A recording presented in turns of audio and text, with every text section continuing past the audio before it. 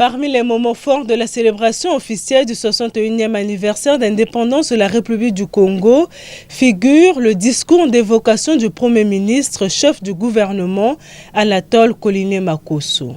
Dans son évocation, le Premier ministre a tout d'abord salué la mémoire des pères fondateurs de l'indépendance qui ont entrepris la marche du Congo à la souveraineté internationale. Ce jour est d'autant plus émouvant qu'il nous renvoie au 15 août 1960, lorsque, vêtu d'une soutane resplendissante de blancheur, en plein jour de l'Assomption, selon une tradition catholique, levant les mains vers le ciel, le président Fulbert Youlou s'adressait à ses compatriotes en ces termes, je cite, « Il est bien vrai que nous vivons un jour faste, mais cette journée doit être aussi un moment de réflexion, car elle marque une étape essentielle de la vie de notre État. » Fin de citation.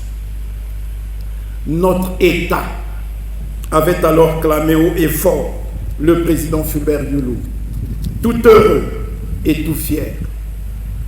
Basé essentiellement sur la notion d'État, Anatole Koliné-Makosso a dans son évocation affirmé que l'accession à l'indépendance n'est pas synonyme d'édification de l'État. Selon l'article 1er de la Constitution du 2 mars 1961, le Congo est aujourd'hui un État. L'accession à l'indépendance n'est pas synonyme d'édification de l'État.